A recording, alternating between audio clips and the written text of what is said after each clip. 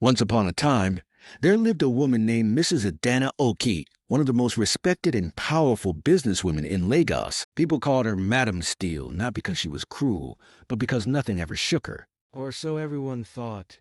Every morning, her black SUV glided through the busy streets of Victoria Island, past hawkers shouting, "Pure water!" and Danfo buses honking like mad. She always sat in the back seat, calm, proud, untouchable. But that changed the night she decided to follow her driver. It started with a whisper from her best friend. "Adana, your driver Tundi, that man is hiding something." At first she laughed. Tund? That quiet, respectful man? Impossible. But soon the laughter faded. She began to notice things, small things. The way Tund always looked tense when dropping her off. How he never waited for his pay, chit-chatting like other staff. How he always vanished the moment she stepped into her mansion. That night, as the city lights glittered outside her window, Adana felt something she hadn't felt in years. Fear. Not of danger, but of betrayal. "If Tund is hiding something from me," she whispered, "I will find out with my own eyes." And with that, Lagos' most powerful woman became its quietest detective. The next morning, the golden Lagos sun poured through the glass windows of Adana's Okoye mansion. Everything about her home spoke of wealth. The polished marble floor, the chandelier that sparkled like a crown, and the garden where fountains sang all day. But beneath all that shine, something heavy sat on her mind.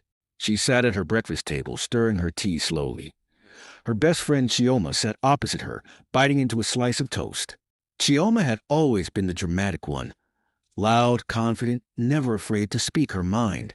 "Adana," she said, leaning forward, "I'm serious about that your driver, Tund. The man is too quiet, too private. That kind of quiet is not peace, it's hiding something." Adana sighed. "Chioma, you know me. I don't suspect people without reason. Tund has been driving me for 3 years. He has never once spoken disrespectfully. He doesn't even take tips from guests." Chioma raised a brow. "Exactly. That's the problem. Who refuses tips in Lagos? It's like he doesn't want to owe anyone anything." Adana laughed lightly, but there was no joy in her eyes. Deep down, she had also noticed how Tund behaved differently lately. Sometimes, when he thought no one was watching, he would stare into space, his face drawn, his eyes distant, as if carrying a secret too heavy to bear. When she returned home the previous night, he had dropped her off as usual, parked the car, and disappeared almost immediately. No small talk with the security men. No waiting for instructions. Just gone. At first, she liked that about him, a disciplined man, not one of those gossiping drivers. But now that same habit felt strange, almost suspicious. She sipped her tea and looked out the tall glass window. The compound was calm. Her security guard stood by the gate. The maids moved quietly around the garden, and soon enough she saw Tundi's familiar frame walking across the driveway, keys in hand, ready to start the day. He looked the same as always, neat, calm, emotionless. But Adana's mind was no longer calm. "Chioma," she said quietly, "maybe you were right. Maybe I should find out what he's hiding, just to be sure." Chioma's eyes widened. I'm telling you, Lagos is not safe. Too many kidnappings, too many people pretending to be loyal. Don't play with your life, my friend. Investigate quietly." Adana nodded slowly. I will." That afternoon, on the way to a business meeting in Victoria Island, Adana decided to watch Tund carefully. She sat at the back seat, her eyes on the rear mirror, studying him. "Tund," she said suddenly. "Yes, madame," he answered politely, his voice steady. "How long have you been working with me?" 3 years, madame. "And in those 3 years, have I ever treated you badly?" He glanced at her through the mirror briefly. "Never, madam. You have been very kind to me." "Then tell me something," she said, her tone firm but calm. "Why do you always rush off immediately after work? Don't you have friends around here? You never even sit to talk with the guards." For the first time, Tunde hesitated. His lips tightened, his hands gripping the steering wheel a little harder. I like to go home early, madam," he said quietly. "I don't like wasting time." "Home," she repeated slowly. "Straight home every day?" Yes, madam. Her eyes narrowed. There was something strange about the way he said it. Too quick, too careful.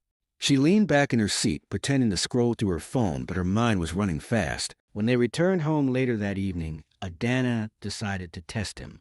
Instead of coming down immediately, she sat in the back seat silently, pretending to be on a call. Tun, she said after a few minutes, wait, I'm sending a message. He nodded, switched off the engine, and waited patiently. But after 10 minutes, she still didn't move. Finally, she glanced up. Through the rear mirror, she saw him glance at his wristwatch, then quietly pick up a small nylon bag from under the driver's seat. He stepped out, closed the door softly, and walked quickly toward the gate. Adana's heartbeat quickened. He didn't even check if she needed anything. He didn't greet the guards. He just vanished into the Lagos night. She stepped out of the SUV and stood by the car, watching him disappear down the street. Her chest tightened. What is he hiding? She whispered. That night, Adana couldn't sleep. She lay in bed, staring at the ceiling fan spinning slowly above her. The mansion was quiet, too quiet. Her daughter was studying abroad. Her husband had died 5 years ago, and even though she had friends and workers all around her, she suddenly felt alone. Chioma's words echoed in her mind. It's always the person you trust most that betrays you. Adana sat up in bed and whispered to herself, No, I won't rest until I know the truth. The decision was made. Tomorrow night she would follow her driver. And for the first time in her life, Lagos' richest widow would become a woman chasing shadows. The next evening came faster than Adana expected. The whole day she tried to act normal, attending meetings, signing documents, smiling at her staff, but her mind was elsewhere. Every time she glanced at Tund, sitting calmly behind the wheel, her stomach twisted. She had made up her mind. Tonight she would follow him. When she got home that evening, she walked straight to her bedroom, pretending to be tired. Her housekeeper, Mama Rose, asked, Madam, should I warm your dinner? Adana shook her head. No, not yet. I'll eat later. As soon as Tunde parked the SUV and said his usual good night, madam, she nodded silently, then waited. Through her window, she watched him leave the compound, his steps quick, his figure disappearing into the dim Lagos street. Now, she whispered to herself. She changed into something simple, a black blouse, dark jeans, and a headscarf. No perfume, no heels. She wanted to blend in. She took the keys to her old gray Lexus, the one nobody noticed anymore, and called her security man. Opened the small gate quietly. Don't tell anyone I'm leaving. The man blinked in confusion. Madam, are you going somewhere? Just do as I say, she snapped softly. And not a word to anyone. Moments later, the gate creaked open and Adana slipped into the driver's seat. Her heart thumped as she started the engine. For years, people had followed her. Cameras, journalists, admirers. But this was the first time she was the one doing the following. She drove slowly. Her eyes locked on the faint red tail lights of Tun's old Toyota Corolla. The night air in Lagos carried its usual mix: car horns, frying oil, exhaust fumes, laughter, and music spilling from roadside bars. Adana gripped the steering wheel tighter, sweat gathering on her palms. Tund, she whispered under her breath, where are you going? He drove with calm confidence, never looking back, never acting suspicious. He took the route away from the rich parts of town, out of Rikoi, past Oberlin, into the older, busier roads where the streetlights flickered and the potholes were deep. The deeper they went, the rougher it got. Adana had never driven through those areas before. She slowed down, keeping a few cars between them so he wouldn't notice. Soon the fancy buildings gave way to narrow streets, cracked walls, and vendors still calling out late into the night. Children ran barefoot, laughing. Men sat under streetlights drinking sachet gin. It was a completely different world from hers. Why would he come here? She whispered. At one junction, a Danfo bus swerved carelessly, almost blocking her view. She hissed, slamming her brake. Her heart nearly jumped out of her chest. But when the bus passed, she caught sight of Tun's car again turning into a narrow side street. She followed. Now the road was dark and silent. The air smelled of smoke and gutter water. Adana's headlights caught glimpses of broken fences and wooden shacks. Then she saw it. Tun's car parked beside a rusted gate. He stepped out slowly, holding that same small nylon bag she'd seen the night before. Adana quickly switched off her lights and slid down in her seat, peering through the windshield. Tunda looked around briefly, then pushed the old gate open and disappeared inside. Adana's breath caught. This is no hotel. No meeting place. What is this? She whispered. She waited. 5 minutes. 10 minutes. No one came out. Finally, a dim yellow light flickered on inside the compound. Through a broken curtain, she could see shadows moving. Her curiosity overpowered her fear. She slowly opened her car door and stepped out, moving closer on tiptoe. The sound of a baby crying echoed faintly from somewhere nearby. As she reached the edge of the gate, she peeked through the gap. Inside was a small compound with 2 rooms made of cracked cement. The walls were stained from years of rain. A few old clothes hung on a line. And through the window of one room, she saw Tunde kneeling beside a sick old woman lying on a thin mattress. He took something from the nylon bag, medicine and a loaf of bread, and gently helped the woman sit up. She coughed weakly as he offered her water from a cup. Then Adana heard a voice, small, cheerful, and bright. "Papa Tund!" A little girl ran into the room, maybe 6 or 7 years old, her hair in small braids tied with pink ribbons. She jumped into Tunde's arms. He laughed softly, hugging her tightly. "Ah, Saad, my princess," he said, his voice full of warmth.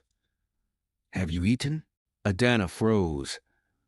Her eyes widened, her hand covering her mouth. The little girl looked so familiar.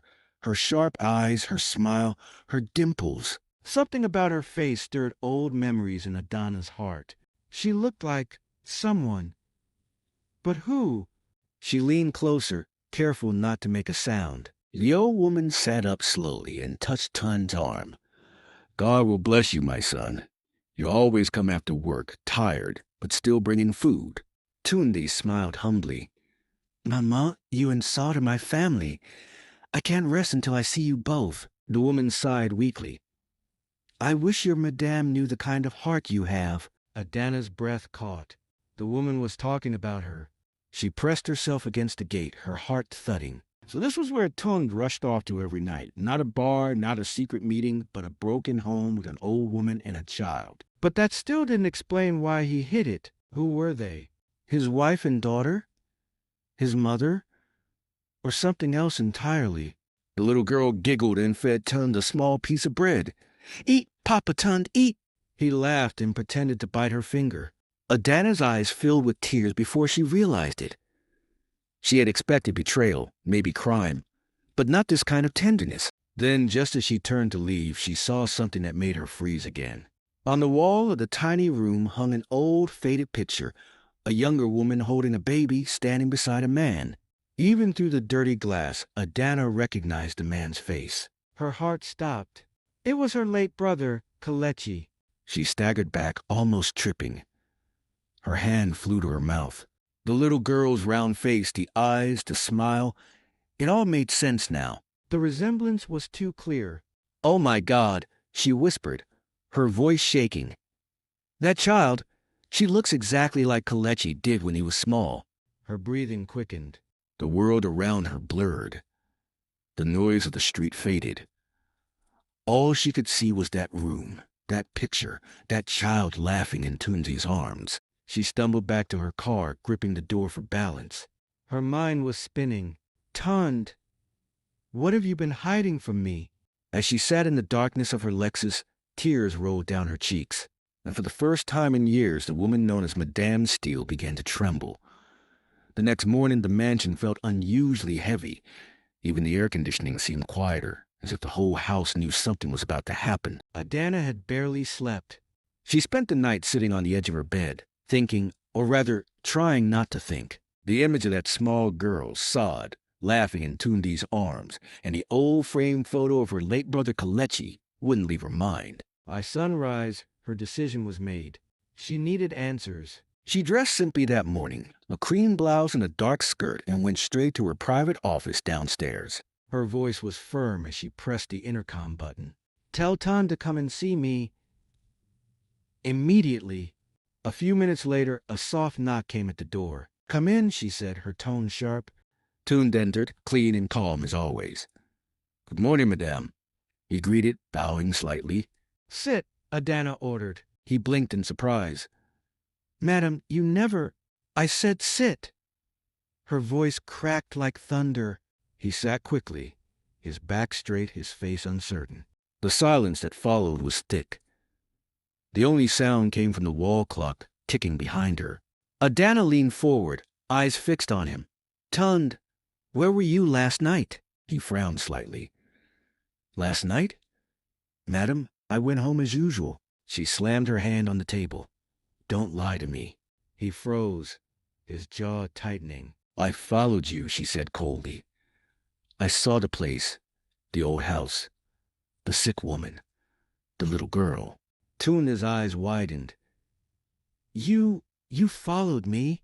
"Yes, I did. And now I want the truth." She stood, her voice trembling. "Who are they, Tundi? That old woman and that child, who are they to you?" He lowered his head, his voice soft. "Madame, I didn't mean to hide it. I only wanted to protect him." "Protect him? From what? From shame?" he said quietly. Adana's anger burned hotter. "What shame?" He looked up slowly, meeting her gaze. "That old woman is Mama Chica, madame. Years ago she was in a relationship with your late brother, Mr. Kalechi." Adana froze. Her heartbeat thudded in her ears. He continued, his voice low but steady. "She got pregnant for him, but when she told him, he refused to accept it. He left her, madam. He walked away." Adana's voice shook. "That's a lie. My brother may have made mistakes, but he was not a coward." Tunda shook his head sadly. "I wish it were a lie. But I saw the pain with my own eyes. She begged him to take responsibility. He refused. She went to your family's house to beg again. They sent her away. They said she was lying." Adana's knees weakened. She grabbed the edge of the desk for balance. "No," she whispered. "No, not my family. We would never." Tuna's voice grew heavier. "She was alone, madame. Pregnant, mocked by neighbors, abandoned. She nearly died giving birth to Saad." He paused, his eyes softening. "That child you saw, she is your brother's daughter. Your niece, madame." The words hit her like lightning. Her breath came short and fast. Her mind spun. My niece?" Tunda nodded. "Yes. Her name is Saad, and that woman is dying. She's been sick for months. I do what I can for them after work. I didn't tell you because I was afraid you'd send me away. I didn't want to lose my job or expose them to more shame." Adana sank into her chair. Her whole body felt numb. She stared at him, then whispered bitterly, "So while I sat here in wealth and comfort, my brother's blood has been living in a slum?" Tunde bowed his head. "Yes, madame." Her voice rose suddenly. "And you, my driver, you knew all this time and said nothing?" He swallowed hard. "I feared you wouldn't believe me. You have a powerful family, madam. I didn't want to cause trouble. I just wanted Saad to grow up safe, even if it meant hiding the truth." Adana's chest tightened. She stood again, pacing the office. "You think I wouldn't care?" she said, her voice cracking. "You think I would abandon my own blood?" Tunya's eyes glistened. "Forgive me, madame. I've seen too much rejection in that child's eyes. I couldn't risk it." Silence fell again. For a long moment, neither spoke. Then Adana's shoulders slumped. Her eyes filled with tears she could no longer hide. She whispered, "My brother, how could he do this?" She sank into her chair again, covering her face. For years she had defended Kalechi against every rumor, every accusation, saying he was misunderstood, that people lied out of jealousy. Now the truth was sitting across from her, humble, quiet, and undeniable. After what felt like forever, she wiped her face, took a deep breath, and looked at Tundi. Her eyes were swollen, but her voice was firm again. "Tun," she said slowly, "tomorrow you will take me to see them. Both of them. I want to see that child again, properly this time." Tunde nodded silently. Yes, madam. Adana turned her chair toward the window. The sunlight reflected off her tears. Do you ever hide anything from me again? She said softly but sternly. I will never forgive you. He bowed deeply. I understand, madam. As he quietly left the office, Adana stayed seated, staring at the city skyline through the glass.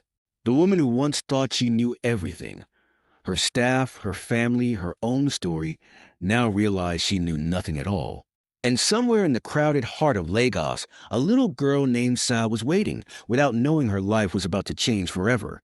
The next morning, Adana stood in her dressing room, staring at her reflection in the mirror. Her eyes were puffy from crying. Her mind replayed Tunde's words again and again. That child you saw, she is your brother's daughter. It still sounded unreal, like a story told in a dream. Her brother Kelechi, the same man she had defended for years, had abandoned a woman and a child, his own blood. Her heart broke and burned at the same time. She took a deep breath, tied a simple scarf over her hair, and called out, Tunde, bring the car. We're going out. When he arrived, she said quietly, take me there.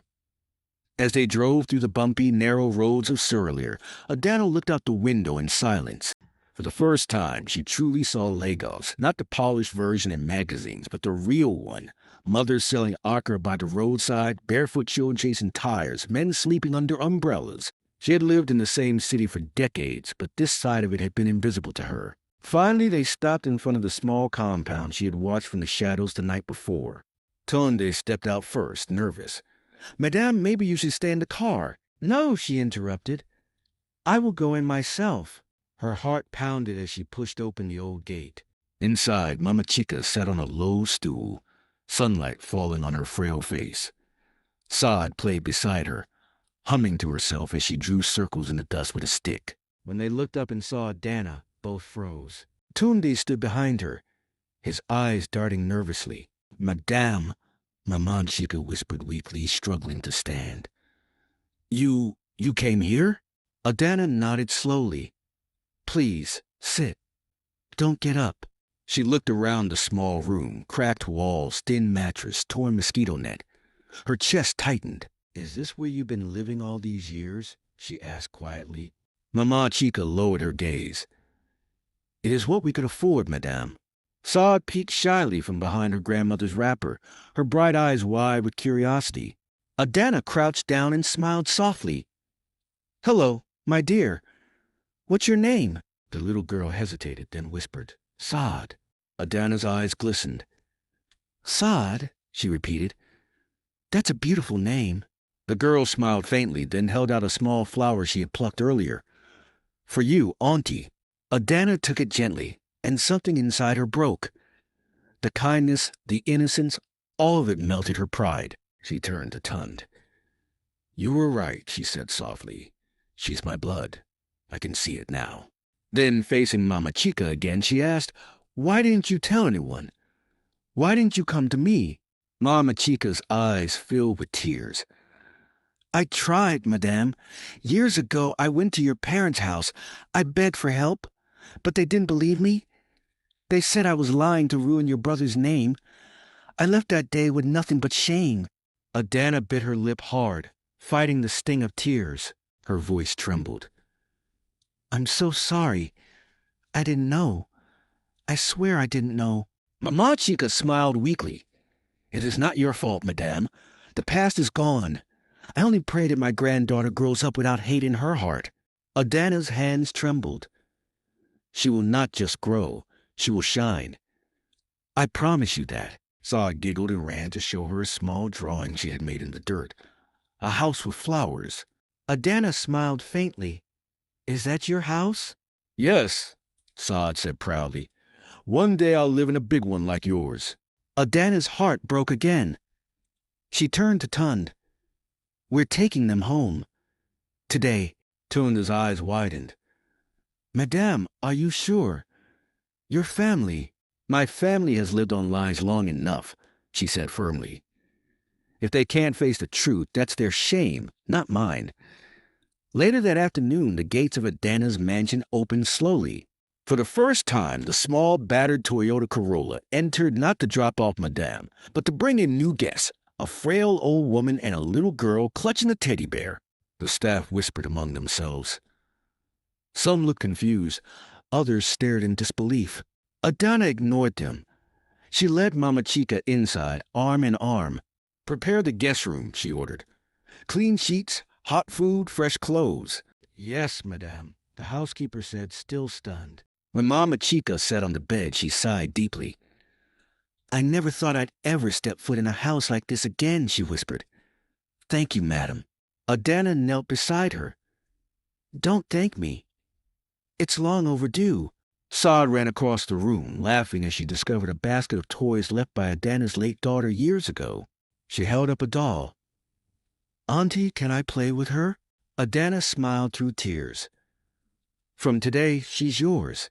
The child giggled and hugged the doll tightly. But peace in Lagos never lasts long. That evening, Adana's younger sister, Amara, stormed into the mansion, her voice sharp enough to cut glass. "Adana! What nonsense am I hearing? You brought that woman and her child here." Behind her was their eldest brother, Uche, his cane tapping angrily on the floor. Adana stood her ground. "Yes, I did. That child is Kelechi's daughter, our niece." Uche's face darkened. "Don't be ridiculous. That woman tried to destroy our brother's name years ago." "She wasn't lying," Adana shouted. "We were the liars.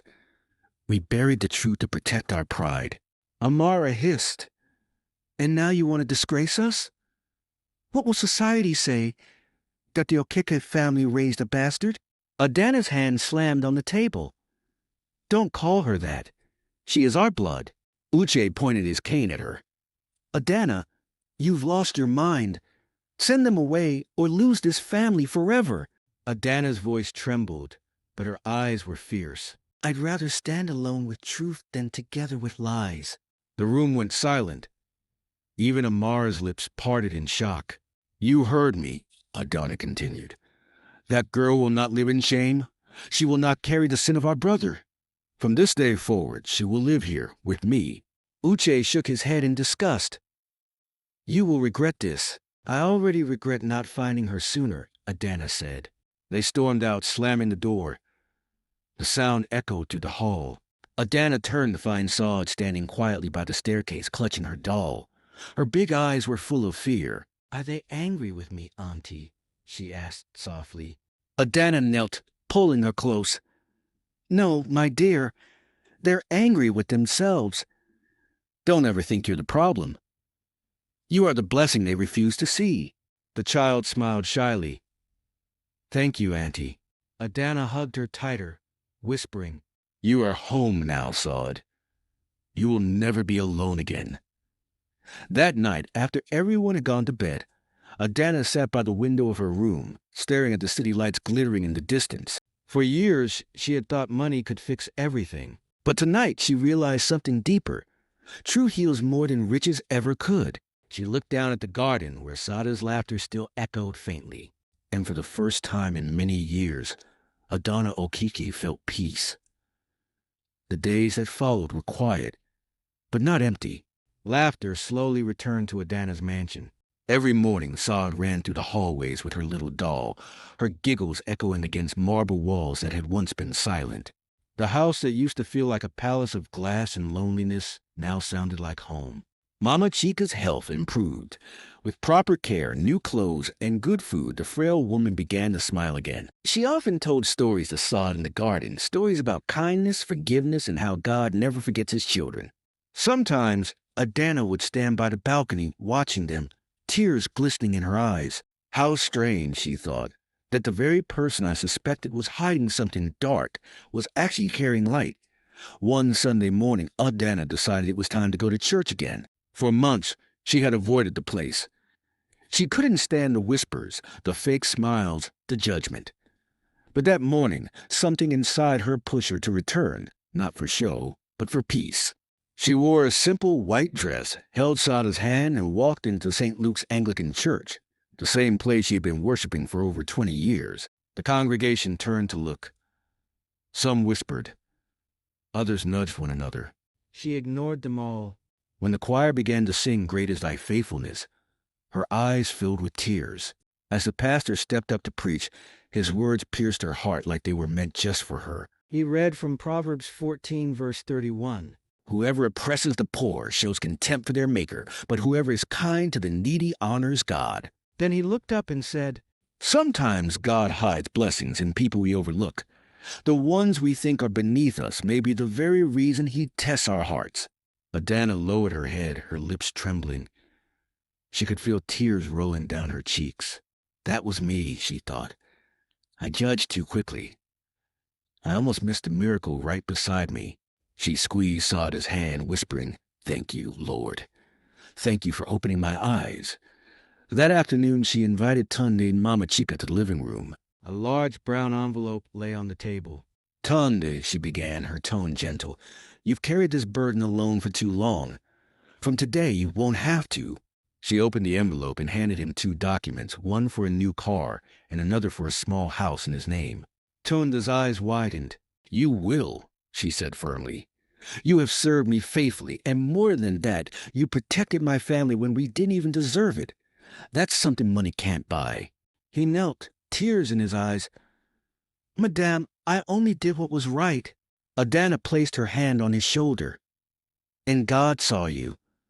He rewards those who act with love, even when no one is watching. Then she turned to Mama Chica and said softly, From today, you and Saad are part of my family. I will raise her like my own daughter. Mama Chica clasped her hands, crying quietly. May the Lord bless you, madam. May He wipe away every tear you have cried. Adana nodded, her voice thick with emotion. He already has. That night, after everyone went to bed, Adana sat alone in her prayer room. The same Bible she had ignored for months lay open before her. Her eyes fell on Psalm 68, verse 6. God sets the lonely in families. He brings out those who are bound into prosperity. She smiled faintly. Lord, she whispered, you truly do. Then she flipped a few pages and read Romans 8, verse 28. And we know that all things work together for good to them that love God, to them who are called according to His purpose. She closed her eyes and prayed silently. Father, thank you for turning my suspicion into compassion, my fear into faith, and my pride into purpose. A quiet peace filled the room, the kind she hadn't felt in years. Weeks passed. Word spread across Lagos about the billionaire woman who took in her late brother's abandoned child. Some people mocked her. Others admired her courage. But Adana didn't care. She had found something money could never buy: redemption. In her office one evening, Saad climbed onto her lap, showing her a drawing she made. It was a picture of the mansion with 4 smiling figures: Adana, Tunde, Mama Chica, and herself. Above them, Saad had written in big, uneven letters, God gave me Auntie. Adana hugged her tightly, tears of joy streaming down her face. My child, she whispered, and He gave me you. As the camera fades out, Adana's voice echoes softly, calm, reflective, full of grace. When we choose love over pride, God writes new stories for us, stories of mercy, not mistakes. The Bible says in Micah 6, verse 8, He has shown you, O man, what is good, and what does the Lord require of you but to do justice, to love mercy, and to walk humbly with your God. We are all given chances to do what's right. Not when it's easy, but when it costs us something. Because love without sacrifice isn't love at all. A pause. Then she continues, her voice steady and warm. If you've ever turned away someone who needed you, make it right while you still can. Forgive, help, love. You never know, the person you're judging might just be your hidden blessing. For in the end, it's not the mansion, the car, or the title that matters. It's the kindness we leave behind. Thanks for watching this story all the way to the end. You're amazing for staying with us. If you enjoyed this video, don't stop here. We've got plenty more stories just like this one waiting for you. Simply click on one of the videos popping up on your screen right now and keep the journey going. Don't forget to hit that subscribe button and turn on the notification bell so you never miss the next upload. Until next time, stay inspired, stay curious, and keep the stories alive.